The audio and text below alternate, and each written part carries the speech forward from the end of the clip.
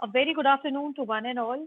This is Dr. Kaveri and the School Coordinator of School of Legal Studies at K.R. Mangalam University, Gurugram. People of my age or above must have read the famous Chacha Chaudhary comic book, in which the very famous dialogue was there. It said, Chacha Chaudhary ka dimag computer se bhi tez chalta hai. In today's world, we have the cyber offenders who are the real Chacha Chaudhary. They have taken over the control of the cyber world. As has been recently reported in one of the newspapers, during this lockdown, there has been seen an increase in the number of cyber crimes by the caged criminals.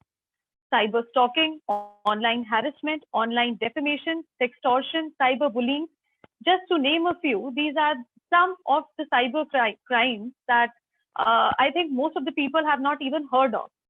This is the result of too much dependence on machines, specifically computers.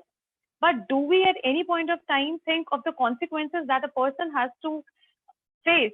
And as and when they will take us an evil side.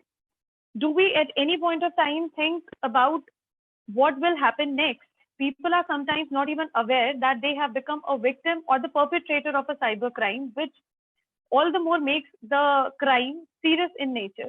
Sometimes a small curiosity to know a particular topic or a small issue may lead them to certain extent from where they fail to return. So where does this problem lie? Who is at fault? Is it the young generation, the society at large, their parents, or the government? With this small question to be analyzed by everyone in the audience, I would like to hand over the session to one of my super bright students, Sara. Those who have attended our last webinar must be knowing her. Sara is a third-year student of School of Legal Studies. Over to you, Sara. Thank you, Kaveri ma'am, for your words of wisdom and sage counsel. We couldn't have had a better kickstart to this webinar.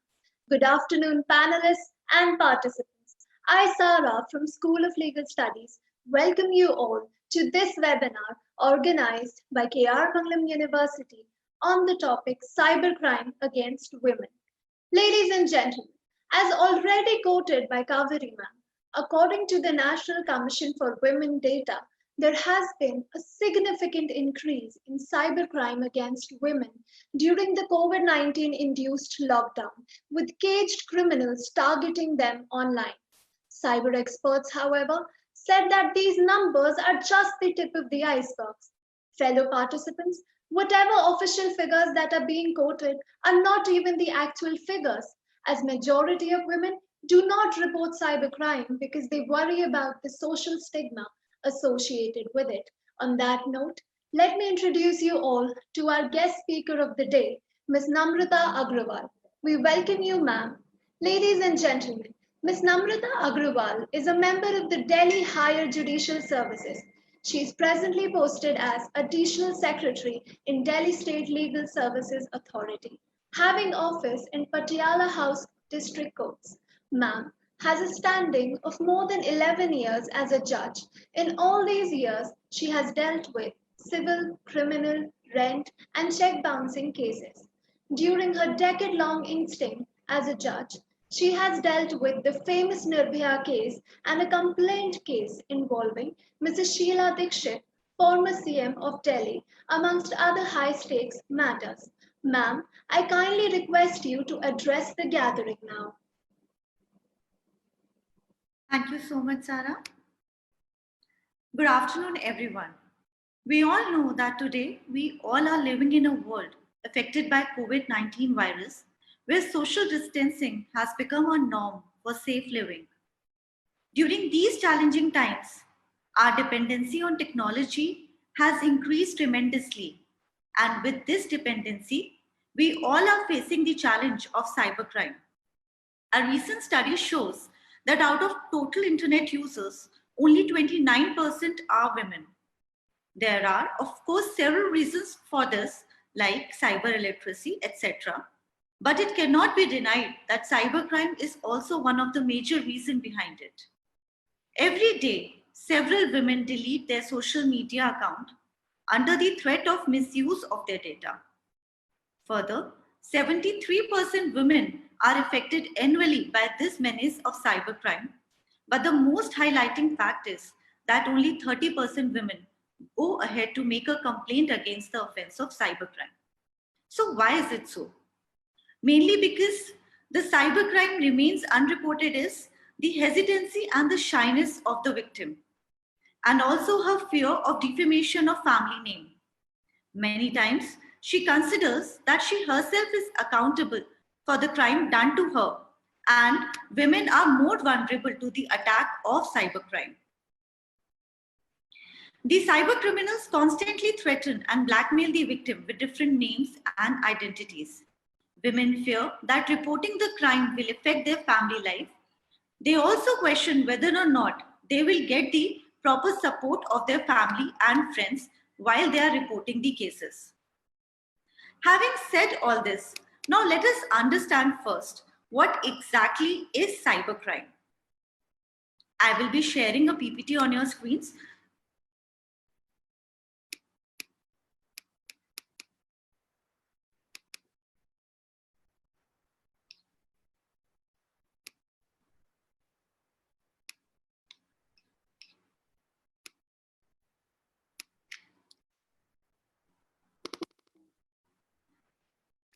Cybercrime basically is the crime targeted against women with the motive to intentionally harm the victim using modern telecommunication such as internet, that is the chat rooms, emails, notice boards, social network websites and groups, as well as mobile phones through SMS, MMS, WhatsApp.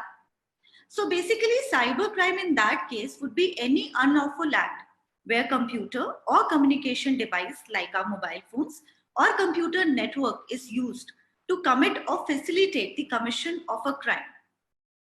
What exactly is the motive behind this? As we all know, the main motive behind this is to humiliate the women and outrest her modesty. Now, what are the different types of cybercrime against women? When we talk about cybercrime, there are various types of cybercrime like cyberstalking, morphing, email spoofing, defamation, trolling, phishing, and cyber pornography. Now we will discuss one by one all these cybercrimes so that we can have a clear picture of them. First of all, cyberstalking. So what exactly is cyberstalking? Cyberstalking is a way to use the internet to stalk someone for online harassment and online abuse. Such cyberstalker does not engage in direct physical threat to victim but follow victim online activity and make verbal threats through various social networking websites like Facebook, Twitter, Instagram, LinkedIn, YouTube, WhatsApp, Snapshot, or any other website or electronic form. So basically, when you're following someone virtually on the internet, that would be called as cyber stalking. In real life stalking, when a boy follows a girl, that we know that is known as cyber stalking, and that is punishable under Indian Penal Code. But when we talk about cyber world, then following someone's online activity is covered under cyber stalking. That is also made punishable under the Information Technology Act as well as the Indian Penal Code. Under the Information Technology Act, Section 72 talks about penalty for breach of confidentiality and privacy, which is punishable up to the imprisonment of 2 years as well as fine up to ₹1 lakh or both. Similarly, under the Indian Penal Code, Section 354D specifically talks about stalking, which is punishable up to 5 years as well as fine. The next offense that we talk about is defamation and trolling. In real life, we know that defamation is basically downgrading the modesty of somebody by using words either spoken or written. It has been defined under the Indian Penal Code as whoever by words either spoken or intended to be read, or by signs or by visible representations, makes or publishes any imputation concerning any person intending to harm or knowing or having reason to believe that such imputation will harm the reputation of such person is said to defame that person. So basically, in real life world, if defamation can be said to be harming the reputation of a person by either words spoken as well as written or signs or visible representation. Now, when we talk virtually, then this act of defamation is known as trolling, which is defined as spreading conflict on internet by posting inflammatory or off-topic messages on social media or print media to upset the victim. It is basically a kind of defamation of victim in cyberspace. So now the act of trolling is punishable under the Information Technology Act under Section 67 and 67A of Information Technology Act, as well as Section 67B, with imprisonment up to 7 years and fine which can extend to 10 lakh rupees or both. Similarly, under the Indian Penal Code, the act of defamation is punishable under Section 500 with imprisonment up to 2 years or with fine or both. The next offense which we're talking about is morphing, email spoofing, phishing, and hacking. I'm sure you must have all heard of the word hacking in your regular day-to-day life. We'll cover all these offenses and their definitions one by one. Morphing basically is an activity to edit original picture to misuse it. Perpetrator download pictures of a victim from any source and uploads morphed photos on their website, such as social media and other sites. Now we all have heard about boys' locker room case, which was very widely discussed in newspapers as well these days, as well as the electronic media. There also the picture of the women was morphed and then used in that locker room. So morphing exactly is basically distorting the picture of somebody to make it visible in a sexual or any other objectionable form. The second offense is email spoofing. Email spoofing is a term used to describe fraudulent email activity in which the sender address and other parts of the email header are altered to appear as though the email originated from a different source. So by changing certain properties of the email so that ill-intentioned users can make the email appear to be from someone other than the actual sender. So basically, email spoofing is nothing else but changing the identity of the sender of the email so that the person who's receiving that objectionable email will never come to know who actually has sent it, and therefore the reporting of the crime becomes all the more difficult. The next term is hacking. We all know that hacking is unauthorized access to computer system or network to demean a woman by changing her whole or partial profile into an obscene derogatory one. The last term is phishing, and phishing is also an attempt to gain sensitive information such as username and password of another person.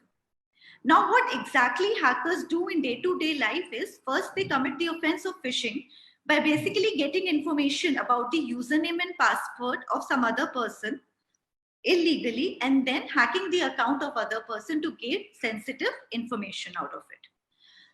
All these acts are punishable under the Information Technology Act under Section 43 and Section 66 of the IT Act, which is punishable with imprisonment which may extend to 3 years or a fine of ₹5 lakh or both. Further, under the Indian Penal Code as well, Section 290 and 292 covers such kind of offences in real world with imprisonment of either description which may extend up to ₹5 years and fine which may extend up to ₹5,000. The other offense is cyber pornography. Cyber pornography, as we all know, is the act of using the cyberspace to create, publish, or disseminate pornographic material or selling, distributing, publicly exhibiting, putting into circulation, taking part in, or receiving profit from any business related to use of obscene objects, advertisement, offering, or attempting to use such obscene material. Now, the act of cyber pornography is also punishable under the IT Act under Section 67 and 67A, and under the Indian Penal Code, it is punishable under Section 292 and 293, as we have already discussed. Further, Section 354C makes the offense of voyeurism also punishable with imprisonment which can extend up to 7 years. Now, whoever is a victim of all these or any of these offenses can file a complaint, or if the victim is not able to file a complaint because of any of the reasons, that any person on behalf of the victim under the authority of the victim can also file a complaint regarding an offense of cyber offense. And where can this offense be filed? This offense can be filed before the National Cyber Crime Reporting Portal. It is an online portal, and anyone who logs in such a portal can file a complaint. The email ID of the said portal is www.cybercrime.gov.in. Further, in Delhi specifically, there is a cyber crime cell of Delhi Police, and anybody can visit the website of the Delhi Police under this portal of www.cybercelldelhi.in. Further, a complaint can also be filed by calling the National Police Helpline number, which is 100, as well as the National Women Helpline number, which is 181. Further, Delhi State Legal Service Authority also has a 24/7 helpline number, which is 1516. So anyone who is a resident of Delhi can file a complaint by calling this number. Now, after a complaint is filed, the police officer will go on to register an FIR, and as soon as the FIR is filed regarding any cyber crime against women, the police officer who is not below the rank of an inspector or any other officer of the central or the state government authorized by the central government in this behalf may enter any public place and search and arrest without warrant any person therein who is reasonably suspected of having committed or of committing or of being about to commit any cyber offense and produce the said offender before the magistrate.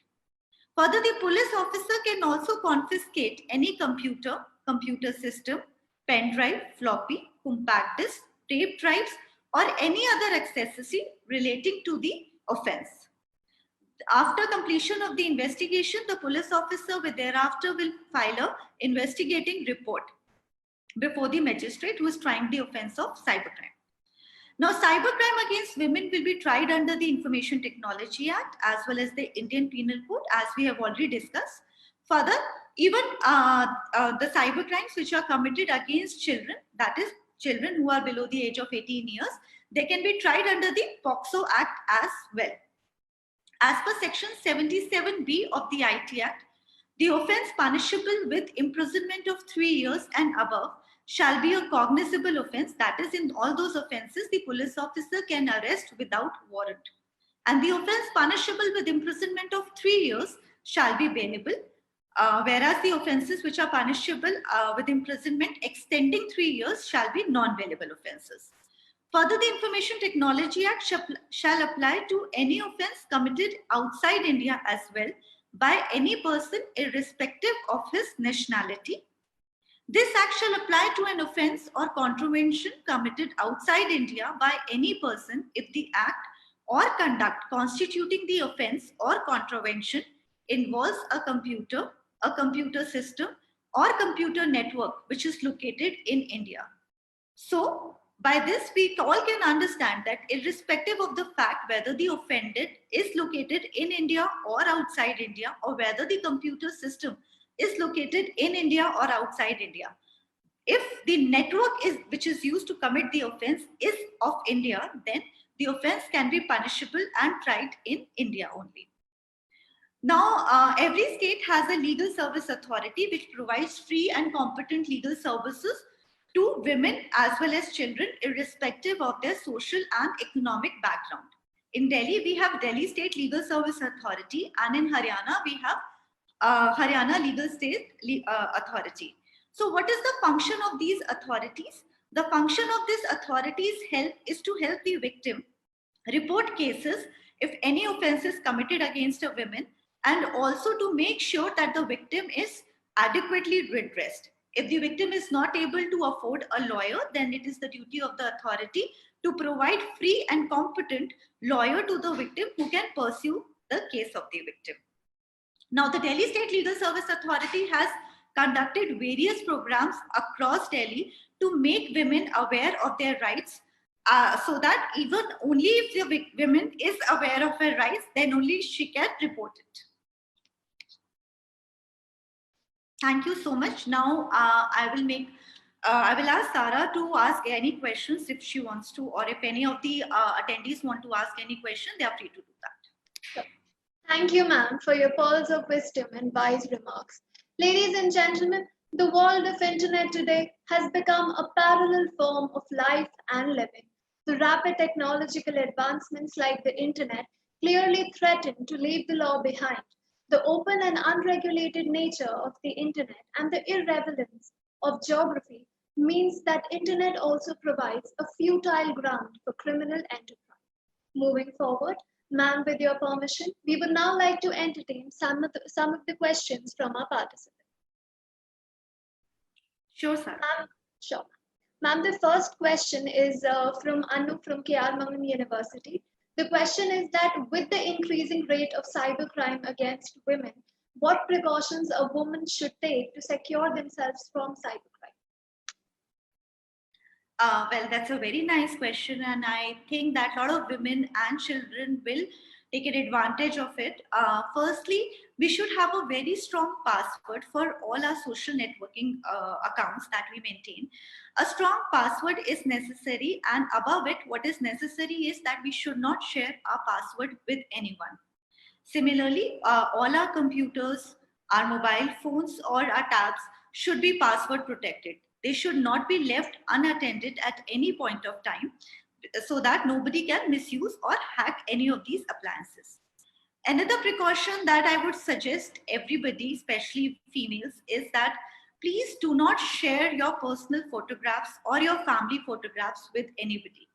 Even if we make friends with somebody on virtually, basically, we should be very precautious when we decide to meet that person whom we had met virtually.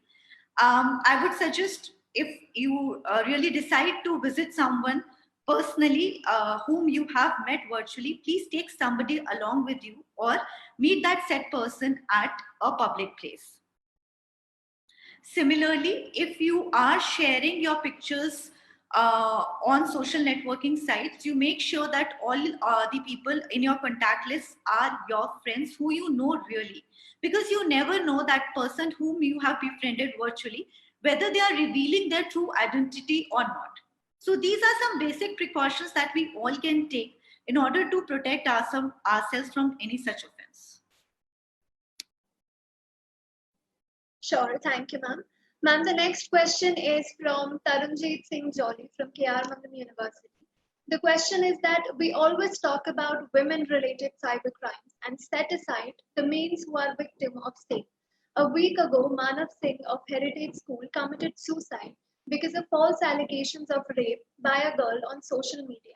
So what is your opinion about it? Well, I would say that cybercrime is gender neutral. They can be committed against males as well as females. Why we chose today's topic specifically against women, because we all know that women are more vulnerable to cybercrime as compared to men. But that does not mean that men cannot be the victims of cyber offense. I am totally of the opinion that yes, a few weeks ago, even I read that a boy committed suicide because of cyber trolling. So any of these offenses can be committed against boys as well. What as a society and as a family we need to do here is that we need to spend time with our children, talk to them, and I'm sure that we will get a hint that something is troubling their lives, if there is, and we need to talk about it. No parent can keep a check on their children 24/7.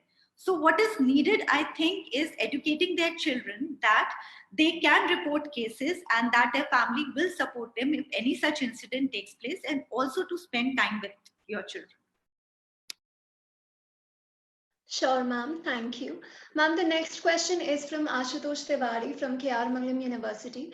The question is that how should we bring in control the social media trials that we witness these days, where the accused is defamed for the allegations? The media is a fourth pillar of democracy, and since every coin has a head as well as a tail, similarly, media also has its pros as well as cons. While media is a very strong people to make people aware of what is happening in different parts of the world, sometimes media trial leads to defamation of the victim. As judges, I can say that judges try and remain unaffected by all this media trial. And as citizens and responsible citizens of our country, I would suggest all of us also to read people's opinion, but at the end, we all are responsible to form our own opinion regarding an incident. Sure, ma'am. The next question is from Charu. And the question is that the boys' locker room has been in news recently. Now, what will be the possible charges that can be put against the girl who made the fake ID and put such fake allegations? As far as I have read that news, the girls' pictures were morphed, right? And they were put onto that locker room. So I don't think that if her pictures were morphed and they were used by the boys of the boys' locker room, so to defame her or to make joke out of it, then the women basically has not committed any offense. But if we do not take this case and we talk about it neutrally, if a woman also creates a fake account and pastes her morph pictures into it, then she is also responsible for making obscene material known to the public and would be punished accordingly under Section 66A and 66B of the Information Technology Act. Sure, ma'am. Ma'am, the next question is from Divyangi Sood, and the question is that if the offences are sexual, can we file a zero FIR in cybercrimes? We can definitely file a zero FIR, but why do we need to do that? Because every state has a cyber cell of the particular space where you can register your complaint, even if you do not want to go to the police station. Zero FIR is filed in cases where the particular police station does not have a jurisdiction to try that particular offense or to register the FIR for that particular offense. But if you register your complaint on the website of the cyber cell of the particular state, then it would be a proper FIR, not a zero FIR. Sure, ma'am.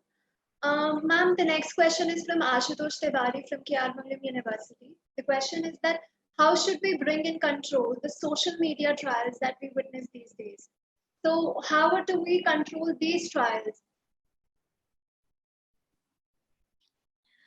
Basically, if you really want to control the trials, the government will have to make rules more stringent for these social media websites not to make any comment against any such acts if they are committed. But again, as I already said, that with the freedom and democracy that we talk about and freedom of speech and expression, everybody has a right to express their opinion. And at the end, it is your opinion that matters.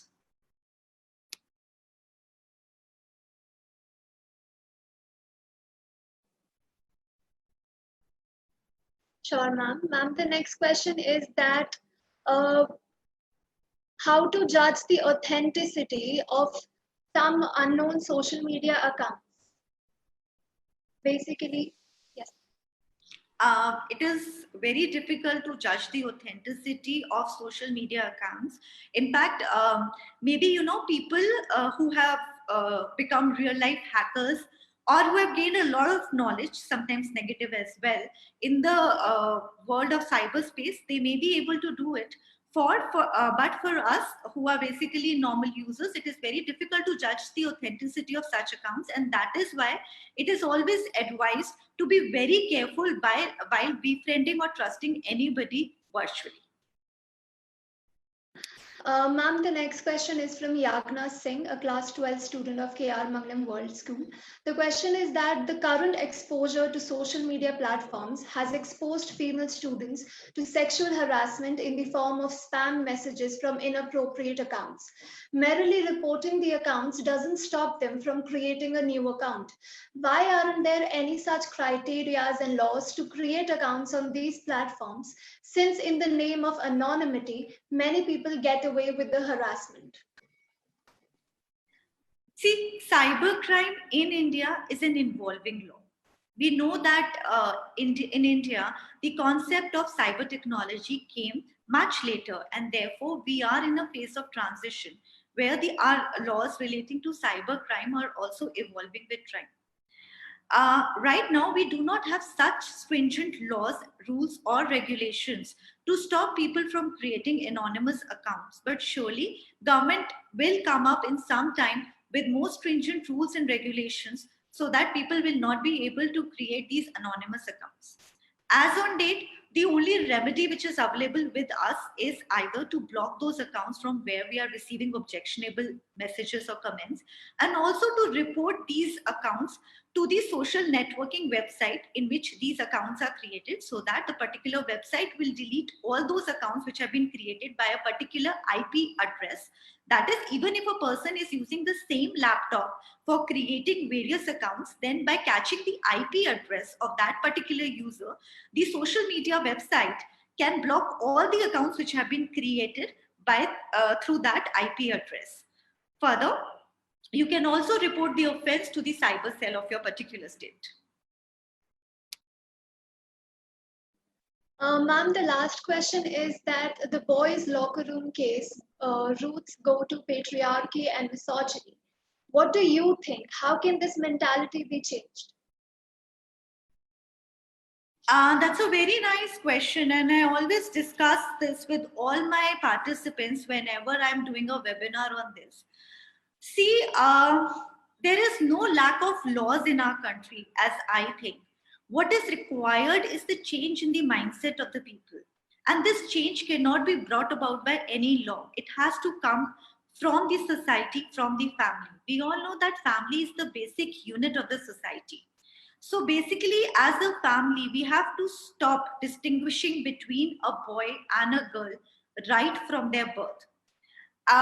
We all teach our girls not to step out of their homes, if we talk about the real world, after 8 p.m., not to wear a particular kind of dress. Similarly, if we talk about virtual world, we tell our girls not to post our pictures, not to make friends with people virtually. But at the same time, I think we need to teach our boys to respect women.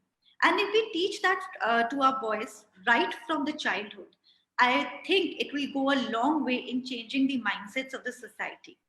One more thing I would like to point here is that earlier we used to live in joint families where children used to communicate with their, aunts, uncles, their cousins. So there were a lot of people there to communicate with. But nowadays, with the concept of nuclear families, children have really become lonely. And in order to overdo that, they make friends virtually. Now, as parents, it is our responsibility to spend that quality time with our children so that we know what exactly is going on there in their lives, and to give them that confidence that if they have any trouble, even if they are the troublemakers, then they can always approach their family and the family will be standing with them. Vast majority of girls, when I started, I was discussing this, do not come forward to report any such incident is because they think that their family will never accept them. They will punish them for any such act, and finally the society will also not accept such females. So basically we need to change the mindset of the society as well, that it is not those girls who needs to be ostracized, but it is the boys who have committed such offense against women who need to be punished and ostracized. So the change begins with the family, and we need to do that very soon. Sure, ma'am. Thank you so much for attending to the questions and curiosities of our participants. Although we have so many questions, but given the shortage of time, we won't be able to take them. Participants, when it comes to cyber crimes, no single person or organization is at fault. It is the combined liability of parents, as they are so busy in their lives, they have no time to listen to what their children have to communicate. The society, which is blindly following the Western culture, and it is not even aware of what is happening amongst itself. And lastly, the government, which includes the not so tech savvy people who are unable to feel the seriousness of the issue. Ladies and gentlemen, on that note, I, Sara Yadav, on behalf of the School of Legal Studies at K.R. Mangalam University, would like to thank Mrs. Namrata Agrawal, our guest speaker. Thank you, ma'am, for taking out the time to share your thoughts and experiences with us, and for your words of wisdom that radiated a source of energy within us. I also extend a hearty thanks to our panelists, Dr. Kaveri Sharma, School Coordinator of SOLS, and Dr. Tina, Assistant Professor at SOLS. I would also like to express my gratitude towards our KRMU leadership, our Chancellor, Professor Dinesh Singh, our Vice Chancellor, Professor Aditya Malik, and Professor Anita Sharma, and the technical team and staff of KRMU, without whom this webinar could not have been possible. And lastly, I extend a sincere thanks towards our fellow participants and the audience for being good listeners and making this webinar an interactive one. Thank you, everyone. Thanks a lot.